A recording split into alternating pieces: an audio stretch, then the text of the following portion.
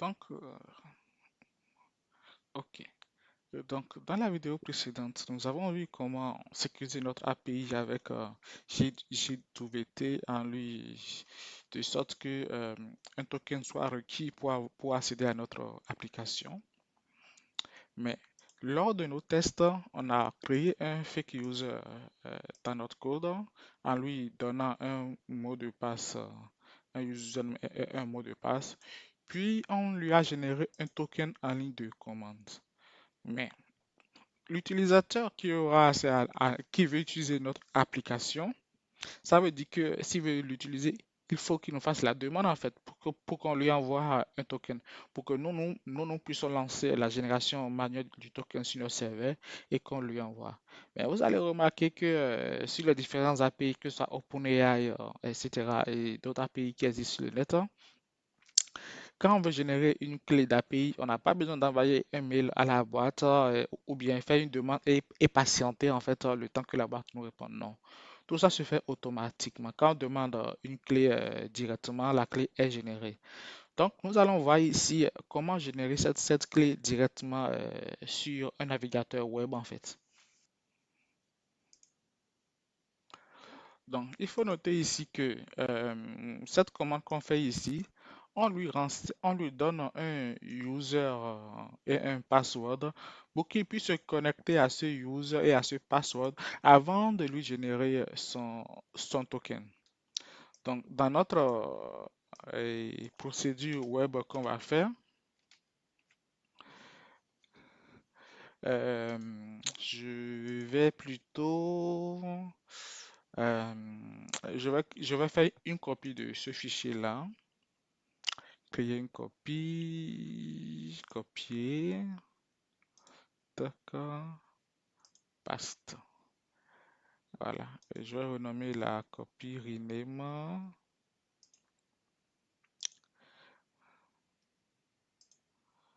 Voilà. Du coup, je vais donner et je vais permettre à ce qu'on puisse générer le token directement via une interface web. Du coup, je peux le nommer peut-être web user ou bien front-end. Non, je mets user simplement, point .py. Donc, nous allons modifier notre fichier, ce fichier-ci, pour qu'il puisse faire ce qu'on veut faire. Donc, je commence déjà par arrêter les autres processus qui sont en cours. CTRL-C pour l'arrêter. Est-ce que j'en ai encore? Non, c'est bon. OK. Donc, nous allons d'abord importer. Je vais me déplacer vers le bas. Tac, tac, tac. Encore. À partir d'ici, après ça, je crois. Ok, je le mets juste après ceci alors. Après ceci.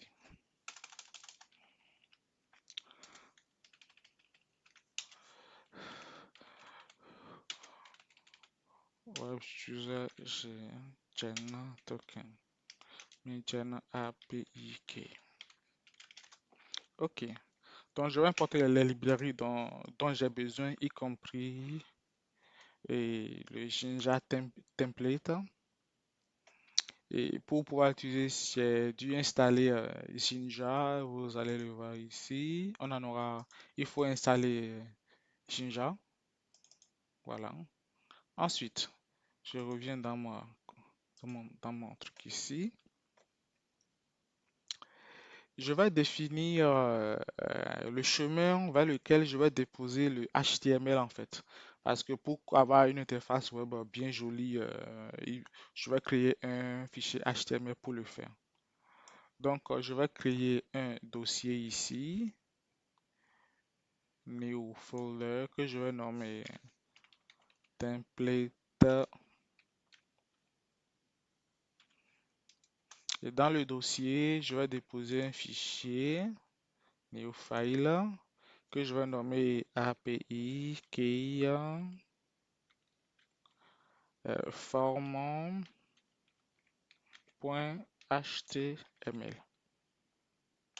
Voilà. Et qu'est-ce que je veux sur mon fichier, sur mon HTML?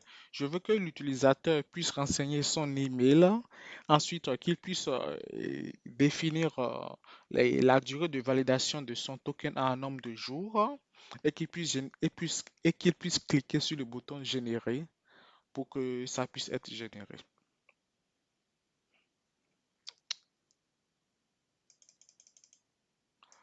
Donc, j'ai préparé un formulaire pour le faire qui est là. Ceci, je vais le supprimer. Bon, je le laisse là, même s'il est désactivé, c'est pas grave. Donc, j'ai créé un formulaire pour le faire.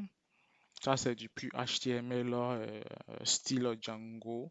HTML dans Python, comment il interagit avec les paramètres, etc. Mais ça, c'est pas du Django par contre.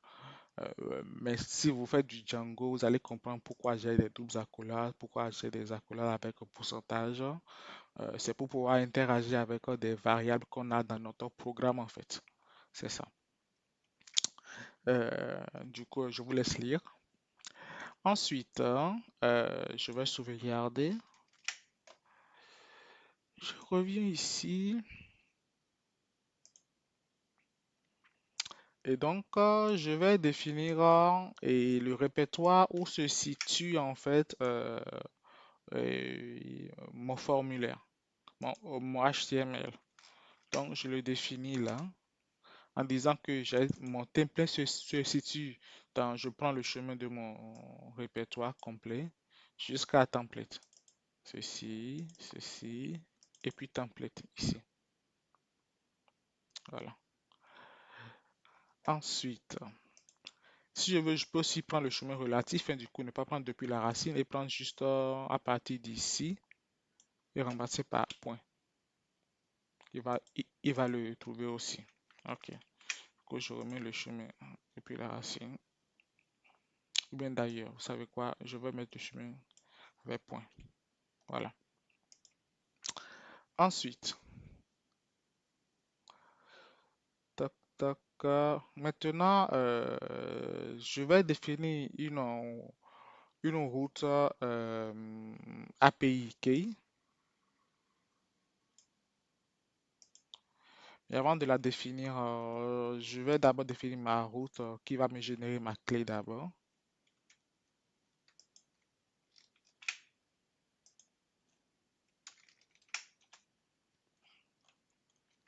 Donc, je veux que mon formulaire soit exposé sur la route generate key qui est là.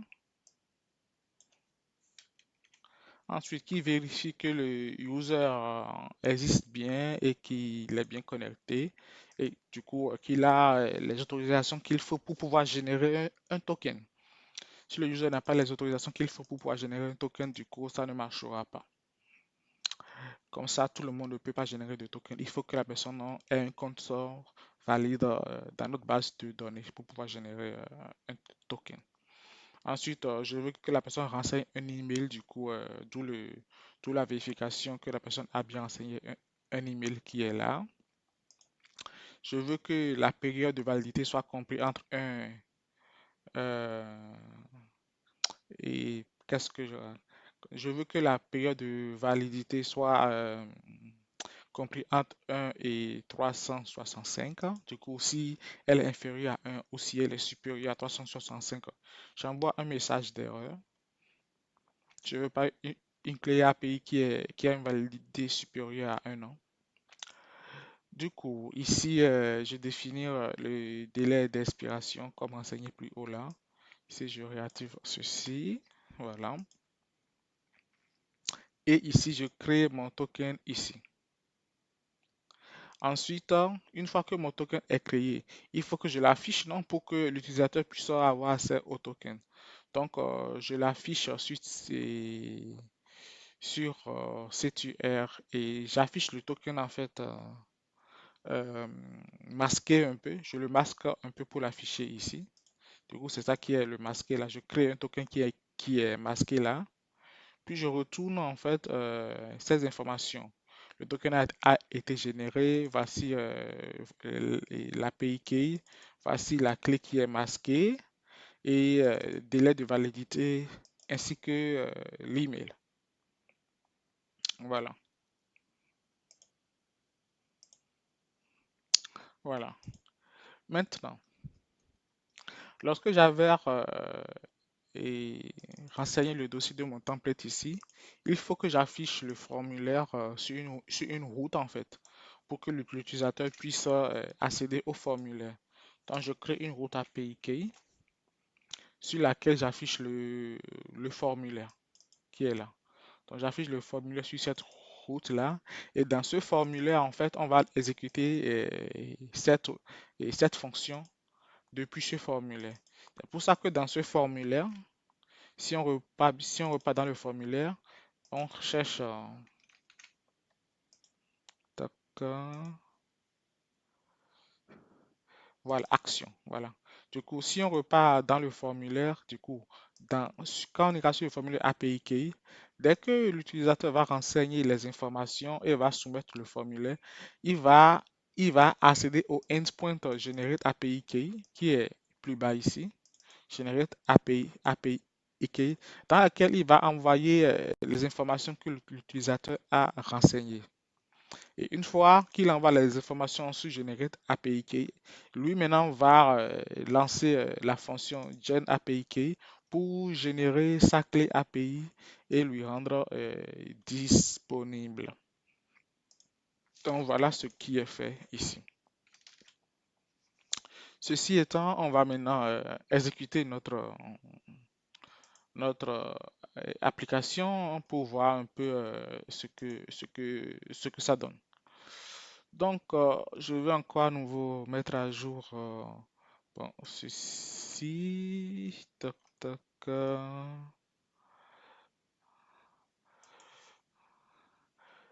ceci, ce n'est plus ça désormais. Ça sera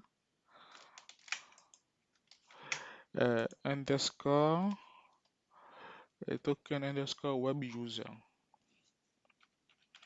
Web user.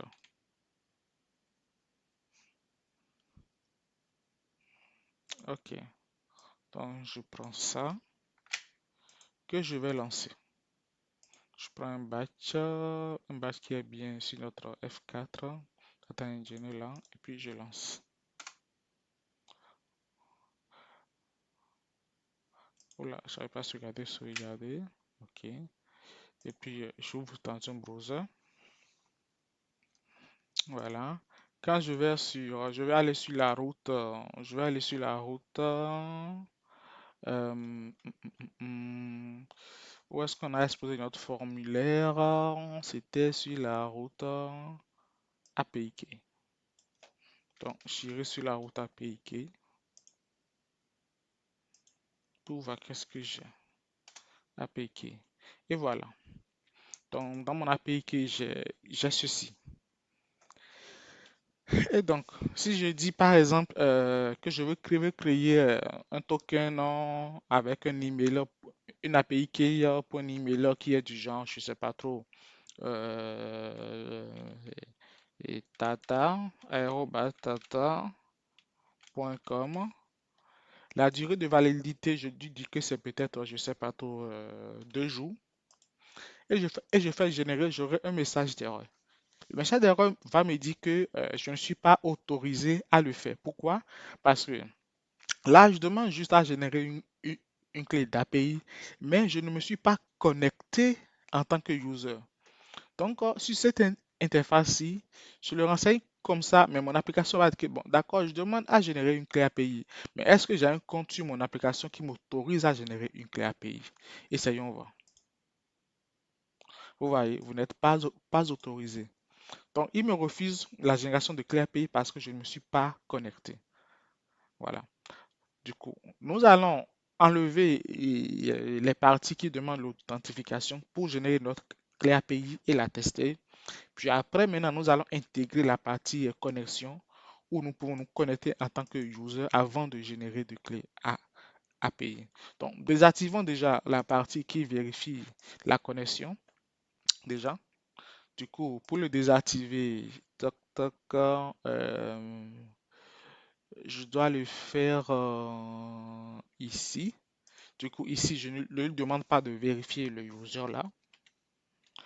je vous déconseille de faire ce que je suis en train de faire là. C'est juste pour des illustrations de la formation que je le désactive. Parce qu'il faut toujours qu'un user soit connecté et ait l'autorisation pour pouvoir générer des clés API. C'est juste pour le coup que je le désactive là pour vous montrer. Et ici également, je vais désactiver ici aussi. Ok.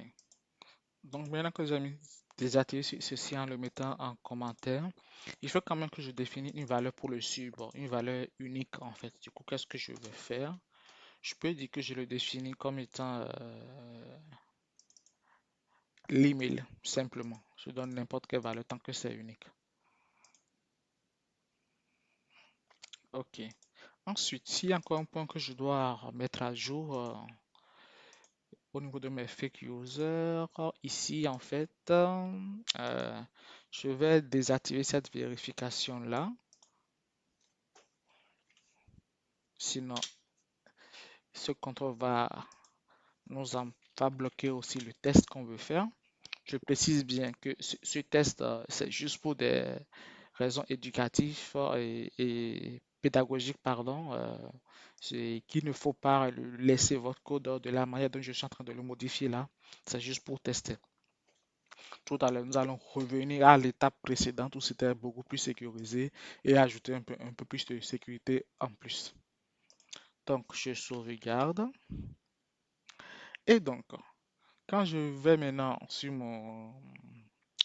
Est-ce que mon application tourne? Est-ce qu'il tourne quelque part? Oui, il tourne là. OK.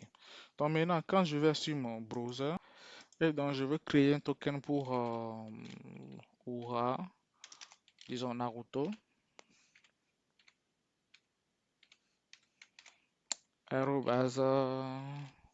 to.fr.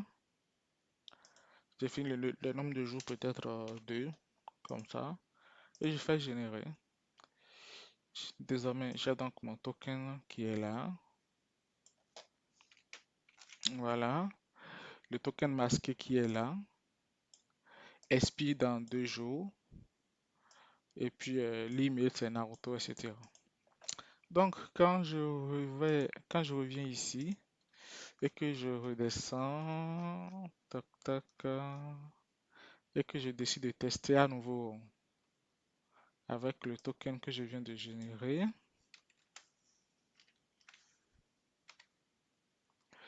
ça va donner quoi? Cette fois-ci, ça va marcher. Parce que j'ai désactivé une partie des sécurités de vérification du user qui génère le token.